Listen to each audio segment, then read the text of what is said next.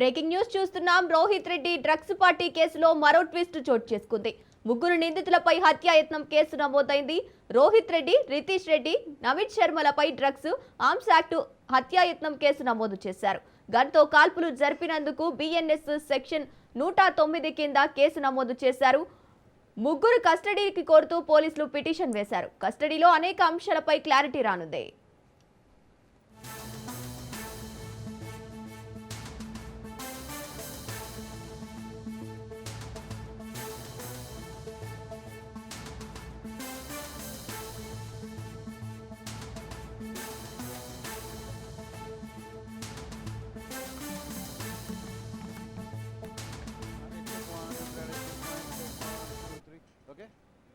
Rohit Reddy drugs party కేసులో మరో twist చోటు చేసుకుంది. ముగ్గురు నిందితులపై హత్యాయత్నం కేసు నమోదైంది.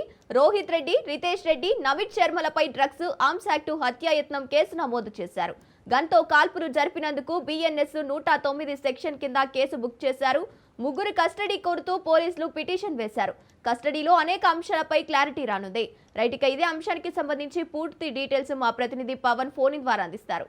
Pawan, Moinabad farm house drugs కేసులో పోలీసులు మరో కొత్త ట్విస్ట్ వెల్లోకి వచ్చింది. అయితే ముగ్గురి పైన హత్యాయత్న కింద కేసు కూడా నమోదు చేశారు. అయితే 108 సెక్షన్ బిఎన్ఎస్ యాక్ట్ కింద కూడా కేసు నమోదు చేశారు. ఎందుకంటే పోలీసులకు సంబంధించిన నేపథ్యంలో అక్కడికి డ్రగ్స్ తీసుకుంటున్నారని చెప్పి పోలీసులకు సమాచారంతో అక్కడికి వెళ్లడంతో గాల్లో ఫైరింగ్ చేయడం దీన్ని చాలా సీరియస్ గా తీసుకున్నారు. అయితే ఇందులో చూస్తే మాత్రం ప్రధానంగా ముగ్గురి పైన కూడా డ్రగ్స్ ఆర్మ్ యాక్ట్ హత్యాయత్నం కింద కూడా కేసు నమోదు చేశారు. అయితే పైలట్ రోహిత్ రెడ్డి, రితీష్ రెడ్డి, నమిత్ శర్మ ముగ్గురి పైన కూడా ఈ యొక్క కేసులు కూడా నమోదు చేసిన పరిస్థితి చూస్తున్నాము. అయితే ఇప్పటికే 7 రోజుల పాటు కస్టడీ కోరుతూ ఇప్పటికే దీనికి సంబంధించి మొయినాబాద్ పోలీసులు కోర్టులో పిటిషన్ కూడా దాఖలు చేశారు. కస్టడీ పిటిషన్ దీనిపైన ఈ రోజు ఆర్గ్యుమెంట్స్ కూడా కొనసాగనుంది. ఎందుకంటే కస్టడీ తీసుకుంటే ఫామ్ హౌస్ సంబంధించిన కేసులో చాలా లోతుగా దర్యాప్తు చేయాల్సి వస్తుంది. కాబట్టి అనేక విషయాలను కూడా